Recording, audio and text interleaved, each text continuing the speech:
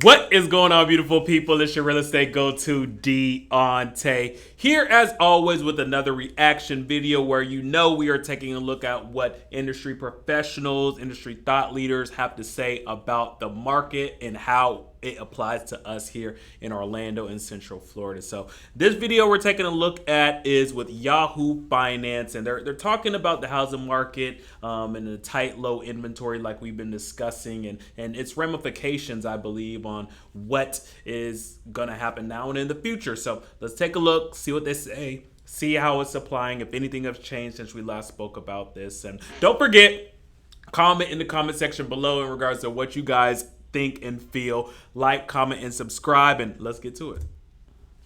Is highlighting just how tight the housing market still is. Existing home sales essentially flat in May compared to April, but compared to a year ago, sales were down 20%. Joining us now is National Association of Realtors Chief Economist Lawrence Yun. Lawrence, good to have you back on the show again. I'm looking at inventory levels here for May, at least. They are the lowest dating back to 1999. Is there any relief in sight? The low inventory is hindering sales potential. And you can see that by the fact that 1/3 of the sold property in the latest month were sold above list price, meaning multiple offers are happening.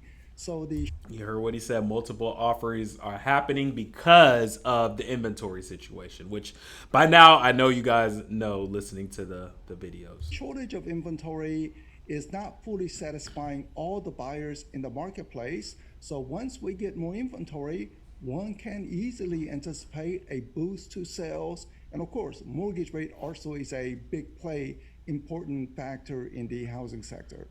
Lawrence, you mentioned getting more inventory eventually, and that obviously is going to free up some of the availability here for potential home buyers. What does that timeline, though, look like given the fact that we're in this uncertain economic environment and people simply aren't moving from their homes given the lower rates that they locked in over the last 2 years, 3 years?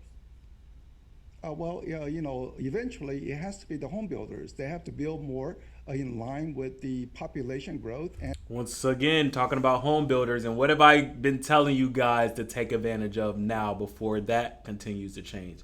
Jump on new construction, jump on new construction, jump on new construction, right? You guys can reach out to me in regards to the communities. I have connections in regards to putting you guys in the right place to, find the best deals. But new construction is definitely a viable option to get around the lack of inventory. And the job growth. Let's remember, the total number of people working today is about 4 million above pre-pandemic levels. So we have far more people, but fewer sales activity because of limited inventory. But the good news regarding the builders is that the latest data is showing single-family home construction housing starts at near 1 million. So we have not seen that level in the 10 years prior to the pandemic. So builders are ramping up, their profits are turning in, and there's a financial incentive to produce more. But it's gonna take time.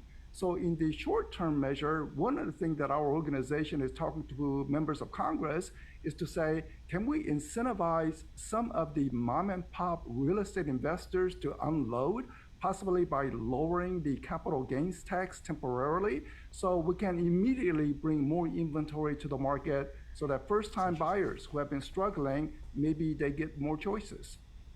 Yeah, well, what's the prospect of that? I mean, what kind of timeline are you looking at the potential for that policy going forward? We are in the discussion because I think people understand, the country understand, that we need to have a steady ladder towards home ownership. We don't want to have a divided society where homeowners are getting substantial housing wealth, which has been the case in recent years, while the renters just frustrated, like not making any progress in life. So to assure that first-time buyers who incidentally were below 30% of all purchases, normal level will be closer to 40%. So we want that first-time buyer, younger generation, to taste the home ownership and the wealth that goes along with it. But right now it's a very difficult, challenging circumstances. So we have to get the communication started regarding getting more investor inventory onto the market, put a condition to say you only get capital gains tax relief if it's sold to owner occupant or the first time buyers, so that it's not an investor to investor transaction. Lawrence, what does all this mean then for prices going forward? Because the fact that there is still this pent up demand, low inventory, that sort of put a floor on prices. Is that going to continue to be the case here going forward, do you think? The prices have been roughly stable in terms of the national median price, even though we do see some variation. Upper end market, yes, prices are coming down, and for people looking to buy those expensive homes, there is a better chance for the buyers to get that better price negotiation. For sure. So like you're saying, the higher price point homes, you're tending to see that there's a little bit more wiggle room, right? That's partly has to do with mortgage rates, partly have to do with a smaller pool of buyers. So especially in the Orlando area, when you're hitting that 600, 700, 800,000, we are seeing those, and those homes already typically are going to have a higher day on market. So couple that with the mortgage rates being higher, making them their payment a lot higher. You know, a buyer is going to take a lot longer time to make a decision in regards to, hey, do I want to spend this amount of money on a property, or do I want to, cross my T's and dot my I's and double check and make sure this is for it, so before I make the decision. But not the case for the mid-price or more affordable price range homes where they're attracting multiple offers. And also out in the West region, we are seeing about 5% reduction in median prices. So there is some variation, but with the mortgage rate possibly stabilizing or possibly even decreasing later in the year, let's hope that the Fed, as they get more incoming data, they see that inflation is much calmer, rents are much calmer, and they don't have to raise interest rate. Well, that's going to be very favorable for mortgage rates, and the buyers will be coming in. The key question is whether we will have sufficient supply. Lawrence, from a buyer side, who's actually in the market looking? I mean, you'd think that the things that you've highlighted there, whether it is the prices that we've seen, the mortgage rates that have gone up, a lot of first-time homeowners or prospective home buyers have essentially been pushed out. So the buyers, interestingly, the real estate. Now, yes, a number of people have been pushed out who did not pull the trigger when the rates were lower, and they did have the ability, right? It was tough, but staying with it was important. Some people just decided to take a back seat.